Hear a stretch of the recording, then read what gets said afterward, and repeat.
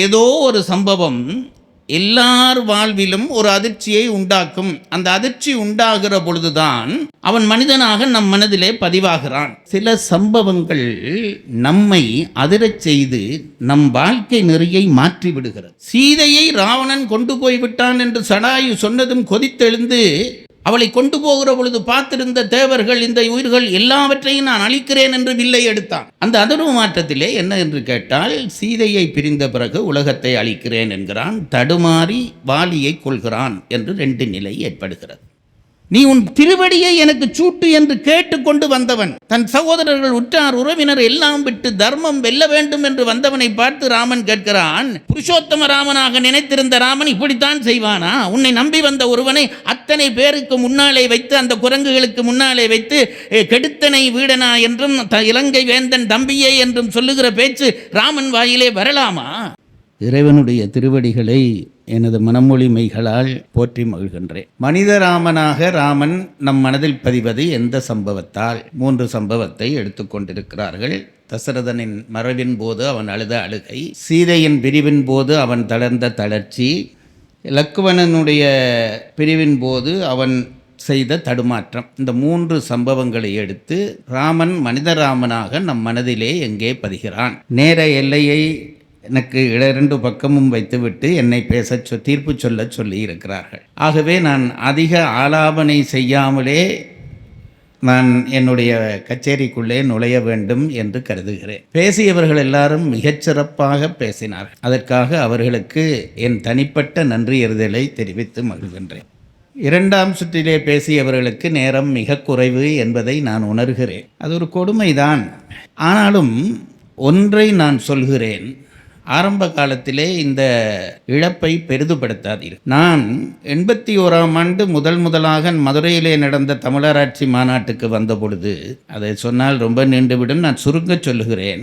என்னென்னவோ போராடி எம்ஜிஆருக்கு கடிதம் எழுதி வந்து சேர்ந்தேன். வந்து சேர்ந்தால் தற்செயலாக எனக்கு அங்கே நடந்த அந்த மாநாட்டு மேடையிலே பேசுவதற்கு ஒரு சந்தர்ப்பம் தருவதாக ஒருவர் பொய் சொன்னார். அந்த பொய்யை மெய்யென்று நம்பிக்கொண்டு அடுத்த நாள் விடிகாலையிலேயே நான் குளித்து புறப்பட்டு வந்து அவரை தேடினால் எனக்கு வாக்கு தந்தவரை காணவில்லை. ஆனாலும் ஆசை விடவில்லை. அந்த நேரம் எம்ஜிஆரும் வந்து சபையிலே உட்கார்ந்து விட்டார். எப்படியும் பேச வேண்டும் என்ற விருப்போடு நான் பல முயற்சிகள் செய்து அந்த மேடையிலே எனக்கு பேச ஒரு இடம் கிடைத்தது. இப்போதைக்கு இவ்வளவு தான் சொல்லலாம். அந்த மேடையிலே எனக்கு பேச தந்த நேரம் 3 நிமிடங்கள். 3 நிமிடங்கள் பேசும்படி எனக்கு அனுமதித்தார்கள். அவர் இப்போவும் இருக்கிறார், நீதிபதி கோகுலகிருஷ்ணன் அவர்கள் தான் தலைமை தாங்கினார். 3 நிமிடம் என்னை பேச அனுமதித்தார்கள். நான் அந்த 3 நிமிடத்திலே பேசி ஓரளவு சபையை கவர்ந்தேன். அந்த நீதிபதியே என்னை பார்த்து, பரவாயில்லப்பா நீ பேசு என்று சொல்லி என்னை 7 நிமிஷம் பேச விட்டார். நான் இதை என்னுடைய கெட்டித்தனத்துக்கு சொல்லவில்லை. அந்த 7 நிமிஷ பேச்சு எனக்கு இந்த ஊரிலே ஒரு பெயர் எடுத்து தந்தது. ஆகவே குறைவாக பேசுவதிலேயும் சாதனை செய்யலாம் என்பதை நீங்கள் நம்பிக்கொண்டு இன்னும் கொஞ்ச காலம் பேசுங்கள், ஒன்றும் தப்பில்லை. பிறகு உங்கள் தனிப்பேச்சை கேட்கவே சபை உட்காரும் என்பதை இந்த இளையோருக்கு நான் சொல்லிக் கொள்கிறேன். அவர்கள் நேரத்தை விழுங்கிவிட்டோம் என்ற குற்ற உணர்ச்சியிலே தான் இந்த பிதற்றல்கள் எல்லாம். இதிலே இந்த தலைப்பை எடுத்துக்கொண்டு மனிதராமனாக ராமன் நம் மனதில் பதிகிற இடம் எது? ஒவ்வொருவரும் தம் பார்வையை சொல்லி இருக்கிறார்கள். இப்பொழுது நான் என் பார்வையை சொல்ல வேண்டிய நேரம், தீர்ப்பாக சொல்ல வேண்டிய நேரம். உங்கள் பார்வை என்ன என்று ஏதாவது கேட்டால் எனக்கெல்லாம் இப்போது கொஞ்ச காலமாக ஒரே ஒரு சம்பவம் தான் ஞாபகத்துக்கு வருகிறது. அமைச்சர் துரைமுருகன் அவர்களிடம் இப்பொழுது ஒரு பேட்டியிலே இது பற்றி நீங்கள் எப்படி பார்க்கிறீர்கள் என்று ஒருவர் கேட்கிறார், ஒரு பத்திரிகையாளர். அவர் ஒரு விளையாட்டு பேர் வழி, அவர் உடனே சொன்னார், நான் இப்படி பார்க்கிறேன் என்று காட்டினதை இந்த நியூஸில் நான் பார்த்தேன். இப்போ நான் கூட அப்படி சொல்லிவிட்டு அமர்ந்து விடலாமா என்று பார்க்கிறேன். இந்த தீர்ப்பை எப்படி பார்க்கிறீர்கள் என்றால், நான் இப்படி பார்க்கிறேன் என்றால் சுகமாக தீர்ப்பு முடிந்துவிடும். ஆகவே சில ஒரு சம்பவ தொகுப்பை மட்டும், இந்த தலைப்பை எப்படி நாம் அணுக வேண்டும் என்பதை மட்டும் சொல்கிறேன். ராமனுடைய சோகம் பெரிதும் வெளிப்பட்டது என்பது இந்த மன்றத்தினுடைய கேள்வி இல்லை. அதை முதலிலே புரிந்து கொள்ள வேண்டும். அப்பாவை பொழுது சோகப்பட்டானா, சீதையை பிரிந்த பொழுது சோகப்பட்டானா, லட்சுமணனை பிரிந்த பொழுது, அதல்ல கேள்வி. அந்த சோகம் அது ஒரு தனித்தலைப்பாக நடத்தலாம். இங்கே கேள்வி என்னவென்று கேட்டால், மனித ராமனாக நம் மனதில் பதிகிற இடம் எது? 3 இடங்களை தந்திருக்கிறார். ஒன்று தசரதனை பிரிந்து கதறுகிற இடம், சீதையை பிரிந்து துன்பப்படுகிற இடம், லட்சுமணனை பிரிந்து துன்பப்படுகிற இடம். இதிலே மனித ராமன் நம் மனதிலே எப்படி பதிவான் இதற்கு நான் வரையறுத்து கொள்ள விரும்புகிறேன். மனிதர்களாக இருக்கிற நம்முடைய மனங்கள் எல்லாவற்றிலும் அல்லது நம்முடைய வாழ்வு எல்லாவற்றிலும் எங்காவது ஒரு அதிர்வான சம்பவம் நிகழ்ந்துதான் தீரும். அதில் ஒருத்தர் தப்ப முடியாது. அது இன்பமாகவும் இருக்கலாம், துன்பமாகவும் இருக்கலாம். ஏதோ ஒரு சம்பவம் எல்லார் வாழ்விலும் ஒரு அதிர்ச்சியை உண்டாக்கும். அந்த அதிர்ச்சி உண்டாகிற பொழுதுதான் அவன் மனிதனாக நம் மனதிலே பதிவாகிறான். இது முதல் அடிப்படை. இப்பொழுது இதற்கு கொஞ்சம் மேலே உள்ளே போய் பார்க்க விரும்புகிறேன். தசரதனுடைய பிரிவு ஒரு அதிர்வு தான், ராமனுக்கு அதிர்வு தான். அவன் சாதாரண தந்தை அல்லவே. அதான் மாது சொன்னாரே, பொய்யுரை கேளா வேந்தன். நாம பொய் சொல்லாம இருக்கிறதே கஷ்டம், அவன் பொய் சொன்னதை கேட்டதே இல்லையா. தாயொக்கும் அன்பின் தவமுக்கும் நலம்பைப்பின் சேயொக்கும் நின்று செலுங்கதி உய்க்கும் நீராள் நோயொக்கும் எண்ணின் மருந்தொக்கும் நுணங்கு கேள்வி ஆய புகுங்கால் அறிவொக்கும் எவர்க்கும் அண்ணான் என்று கம்பன் அடித்து கொண்டு போகிறான். தேவலோகத்துக்கு படையெடுத்து கொண்டு போய் உதவி செய்த பயல் தசரதன். அப்பேற்பட்ட ஒரு தந்தை, கம்பீரமான தந்தை. அவனுடைய கம்பீரத்துக்கு நான் வேற என்ன உதாரணம் சொல்வான்? 60,000 மனைவியர் அவனை நேசித்து ஒற்றுமையாய் இருந்தார்கள். இதை விட ஒரு கம்பீரம் வேணுமா? அப்படிப்பட்ட கம்பீரமான ஒரு அரசன் தந்தை இறந்து போகிறான். செய்தி கேட்டு ராமன் அழுகிறான். அதிர்வா என்று கேட்டால் அதிர்வு தான். பிறகு சீதையிடம் வந்தால் அவள் சாதாரண பெண்ணா? கம்பனே சொன்னான், உமையாளுக்கும் மங்கையர் உச்சிக்கரம்பைக்கும் என்றான். மிதிலையிலே உமாதேவியாருக்கு ஒப்பான அழகுள்ள பெண்கள் எல்லாம் சீதையை கண்டுவிட்டு தலையிலே கை வைத்து கூப்புகிறார்களாம். அப்பேற்பட்ட ஒரு அழகி. உணர்விலே அவள் எப்படிப்பட்டவள்? மனைவியான பிறகு உணர்விலே எப்படிப்பட்டவள் என்று கேட்டால், முதல் இரவிலேயே ராமனை ஏகபத்தினி விரதனாக்கினவள். முதல் இரவிலே ஆக்கினாள். எப்பயாவது ஒரு முதலிரவு காட்சி சொன்னால் தானே சபை உற்சாகப்படும். ராமன் நான் இப்படித்தான் அந்த காட்சியை கற்பனை பண்ணி கொள்வது. அவனை அலங்காரம் பண்ணின அறையிலே ராமனை வைத்திருப்பார்கள். சீதையினுடைய கையிலே இந்த பால் பழம் எல்லாம் கொடுத்து தோழியர்கள் அலங்காரம் பண்ணி அந்த அறையிலே தள்ளிவிட்டு கதவை போட்டு கலகலகல என்று சிரித்து, சினிமாவில் பார்த்ததை வச்சு சொல்லுகிறேன். மாது என்னை சந்தேகமாக பார்க்குறார். உள்ளுக்கு சீதை வந்திருப்பாள். வந்த சீதை நகரவில்லை. அதுதான் சார், அப்படித்தான் அந்த காட்சியை ரசிக்க வேண்டும். வந்த சீதை அந்த கதவுல உள்ளுக்கு தள்ளினோன்னா கதவு வாசல்லையே நின்றுப்பாள்.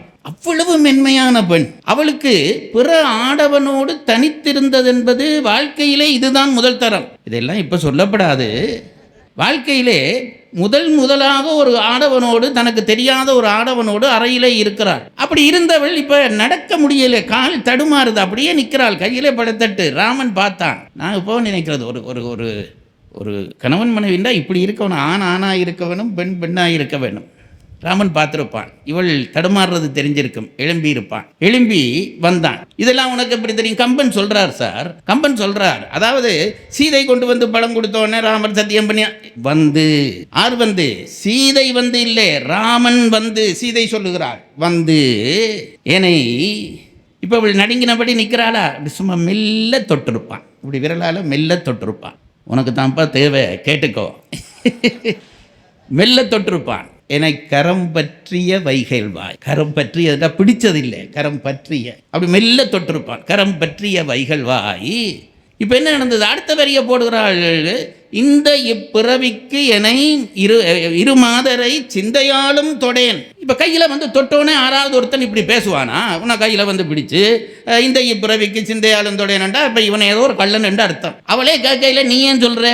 அவள் வார்த்தையால் கேட்கவில்லை. இவன் தொட்ட உடனே, ராமன் தொட்ட உடனே ஒரு ஆண் ஸ்பரிசம் முதல் சீதைக்கு தெரிஞ்சிருக்கும். ஒரு ஆணுடைய ஸ்பரிசம். அப்படி தொட்ட உடனே அவள் என்ன சொல்றது? அவள் திகைத்து போனாள். உடனே அவள் மனதில் என்ன கேள்வி வந்திருக்கும்? இந்த ஆண்மகன் என்னை தொடுகிறானே, இப்படி வேற யாரையும் தொட்டு விடுவானோ? இந்த எண்ணம் பெண்களுக்குள்ளே எப்பொழுதும் இருக்க வேணும். அதுதான் ஆணுக்கு போடுகிற மதில். இப்போ இதை தொட்ட உடனே இவள் மனதில் நினைச்ச உடனே அதுவரையும் நாணத்தால் கவிழ்ந்திருந்த சீதை நாணம் நீக்கி நிமிர்ந்தது. அப்படி நிமிரப்படாது. அதுவரை ராமனை அவள் பார்க்கவே இல்லை. தொட்ட உடனே டக்குண்டு நிமிர்ந்து ராமனை பார்த்தாள். என்ன தெரியுமா? இப்போ என்ன தொட்ட மாதிரி வேற யாராவது தொற்றுவியா?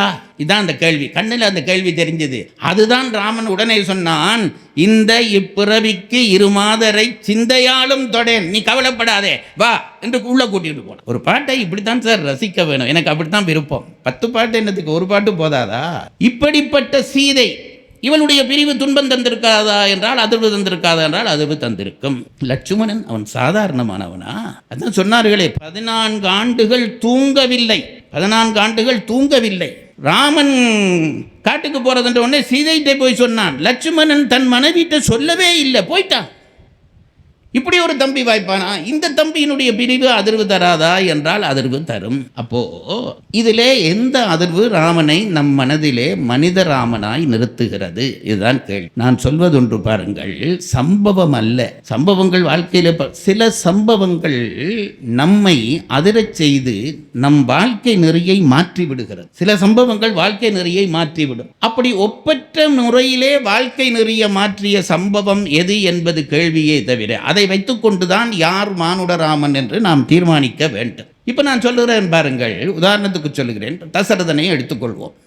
தசரதனுடைய இழப்பு பெரிய இழப்பு தான், சந்தேகம் இல்லை, பெரிய இழப்பு தான். ராமன் கதறினான் தான், அதிலேயும் சந்தேகம் இல்லை. ஆனால் தசரதனுடைய பிரிவாலே வந்த அதிர்வு என்பது ராமன் வாழ்க்கையில் பெரிய அளவிலே மாற்றம் எதையும் செய்யவில்லை, பெரிய மாற்றத்தை செய்யவில்லை. அவன் உத்தமமானாக இருந்தான், செத்ததுக்கு அழுதான், பிறகும் உத்தமமானதான் இருந்தான். ஒரு அதிர்வும் மாற்றம் செய்யவில்லை. சீதையை பிரிந்தானே, சீதையை பிரிந்த பொழுது அந்த அதிர்வு அவன் வாழ்க்கையை மாற்றியது. 2 சம்பவத்தை மட்டும் சொல்லுகிறேன் நேரம் கருதி. எப்படி மாற்றியது என்று கேட்டால், முதலிலே சீதையை ராவணன் கொண்டு போய்விட்டான் என்று சடாயு சொன்னதும் கொதித்தெழுந்து அவளை கொண்டு போகிற பொழுது பார்த்திருந்த தேவர்கள், இந்த உயிர்கள் எல்லாவற்றையும் நான் அழிக்கிறேன் என்று வில்லை எடுத்தான். ராமன் அப்படி செய்யலாமா? செய்கிறவனா? அவன் அப்படி நடக்கிறவன் அல்லவே. தன்னுடைய ஒரு இழப்புக்காக உலகத்தை அழிக்கிறேன் என்று சொல்ல முடியுமா? அப்போதான் சடாயு தடுத்தான். உம்பிழை அல்லதல்லால் உலகம் செய்யும் பிழையும் உண்டோ? நிறுத்துடா. ஒரு கழுகு புத்தி சொல்லுது பாருங்க, நிறுத்துடா. என்னடா நீ உலகத்தை அழிக்கிறேன் என்று சொல்கிறாய்? நீங்க செய்தது தப்புடா. ஒரு பெண்ணை காட்டுக்குள்ள கூட்டி கொண்டு வந்த நீங்க பொறுப்பா ஒருத்தர் அவனோடு நின்றிருக்க வேண்டும். அப்படி இல்லாம எல்லாருமா விட்டுட்டு போய் இப்ப அவள் போன பிறகு உலகத்தை அழிக்கிறேன் என்கிறாயே, இது எப்படி சரியாகும் என்று தண்டித்தான். அப்போ அந்த அதிர்வு என்பது, சீதை அதிர்வு என்பது ராமன் வாழ்க்கை நெறியிலே ஒரு மாற்றத்தை ஏற்படுத்தியது. மனிதர்களுக்கு இருக்கிற இயல்பு. இதே போல லக்குவனுடைய வாழ்க்கையில் அது மாதிரி என்னொன்று சொல்கிறேன் என்று சொன்னேனே, அதை வாலியே வாய் திறந்து சொல்லிவிட்டான். கோவியத் தர்மமுங்கள் குலத்துதித்தோர்கட்கெல்லாம் ஓவியத்தெழுத ஒண்ணா உருவத்தாய் உடைமை என்றோ, ஆவியை ஜனகன் பெற்ற அன்னத்தை அமிழ்தில் வந்த தேவியை பிரிந்ததாலே திகைத்தனை போலும் செய்கை. அப்போ பிரிவு அதிர்வை உண்டாக்கி மாற்றத்தை உண்டாக்கியதென்றால் தசரதன் வாழ்க்கையிலே நாம் அதை காணவில்லை. ஆனால் சீதை பிரிவிலே ராமனிடம் அந்த அதிர்வு மாற்றம் நிகழ்கிறது. மூன்றாவதாக லக்குவனிடம் வருகிறோம்.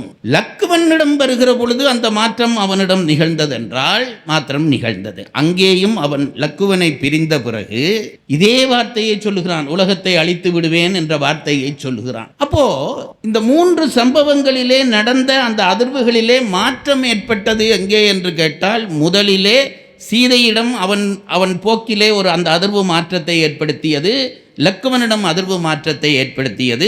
தசரதனிடம் அப்படி தசரதனுடைய பிரிவின் துயரத்திலே அப்படி அதிர்வு மாற்றம் ஏற்பட்டதாக தெரியவில்லை. ஆகவே வணக்கத்தோடு தசரதன் அணியினருக்கு இந்த பட்டிமன்ற தீர்ப்பில் இருந்து நான் விடை கொடுத்து விடுகிறேன் என்பதை முதலிலே சொல்லிக் கொள்கிறேன். இப்ப இந்த 2 அணிக்கும் அந்த அதிர்வு மாற்றம் நிகழ்ந்திருக்கிறது. அந்த அதிர்வு மாற்றத்திலே என்ன என்று கேட்டால், சீதையை பிரிந்த பிறகு உலகத்தை அழிக்கிறேன் என்கிறான், தடுமாறி வாலியை கொள்கிறான் என்று 2 நிலை ஏற்படுகிறது. லக்குவனிடையே அவன் உலகத்தை அழிக்கிறேன் என்று சொன்னது ஒன்று. இதைவிட வேறு ஏதாவது அவனிடம் தடுமாற்றம் நிகழ்ந்ததா என்றால் நிகழ்ந்திருக்கு. அந்த தடுமாற்றம் என்னவென்று கேட்டால், இந்த வீடனன் இருக்கிறானே, ராமனிடம் வந்து சரணாகதி அடைகிற பொழுது அந்த கதையெல்லாம் உங்களுக்கு தெரியும். காரைக்குடி சபைக்கு கம்பராமாயண கதை சொல்லவா வேண்டும்? கதை தெரியும். அப்போ அவன் வருகிற பொழுது இவனை ஏற்றுக்கொண்டான். வீடனனை இவன் ராமன் ஏற்றுக்கொள்கிறான், மனப்பூர்வமாக ஏற்றுக்கொள்கிறான். வீடனன் கேட்கிற ஒன்று, எனக்கு வேறொன்றும் வேண்டாம் ராமா, களவியல் அரக்கன் பின்னே தோன்றிய கயன்மை தீர இளையவன் கவித்த மௌலி என்னையும் கவித்தி என்றான். ராமா, எனக்கு ஒன்றும் வேண்டாம், அங்க உன் தம்பிக்கு திருவடியை கொடுத்தாயாமே முடியாக, அதுபோல எனக்கும் ஒரு தரம் சூடு போதும். வீடனன் செய்த தியாகம் என்பது ஒன்று இருக்கிறதே, அதை நாம் நினைத்து பார்க்க வேண்டும். லேசான வேலை இல்லை. ஒட்டுமொத்த அரக்கர் கூட்டத்திலே தனி ஒருவன். இப்ப எல்லாம் என்ன சொல்லுகிறார்கள், ஏதாவது பிழை நடந்து ஒருத்தன் குரல் கொடுத்தால், நீ ஏனப்பா குரல் கொடுக்கிறாய், நீ ஏன் குரல் கொடுக்கிறாய், கூட்டத்தோடு கூட்டமா இருந்து விட்டு போனா உனக்கு பிரச்சனை இல்லையே, நீ ஏன் குரல் கொடுக்கிறாய் என்று கேட்கிறார்கள். தர்மத்தை நேசிக்கிறவர்கள் அப்படி ஒரு காலம் செய்ய மாட்டார்கள். இந்த வீடனன் இருக்கிறானே, இப்ப சில பேர் இப்பவும் பட்டிமன்றங்களே கேட்கிறார்கள், கும்பகர்ணனை போல அண்ணனோடு சேர்ந்து செத்திருக்க வேண்டும், இல்லாவிட்டால் கூட ராமனிடம் போய் சேராமல் இருந்திருக்கலாமே என்று கேட்கிறார்கள். அது நம் நிலையில் வைத்து கேட்கிற கேள்வி. நான் உண்மையிலே சொல்லுகிறேன் பாருங்கள், அறத்தை பொறுத்த அளவிலே 2 நிலைதான் இருக்கிறது. ஒன்று தர்மம், இல்லாவிட்டால் அதர்மம். தமிழிலே சில விடயங்களுக்கு 3 நிலை வைப்பார்கள், சில விடயங்களுக்கு 2 தான். இப்போ உறவு என்று வந்துவிட்டால் 3 நிலை: நட்பு, பகை, நொதுமல். நொதுமல் என்று ஒன்று, அதாவது தொடர்பில்லாமல் இருக்கிறது. இவரோடு நட்பு, இவரோடு பகை, அவரோடு நொதுமல். எனக்கு அவரை கண்டா நான் காணாத மாதிரி போவேன். நான் வெளிநாடுகளுக்கு போகிற பொழுது கோவிச்சு அங்கேயே பேசுவேன். என்னென்றால்,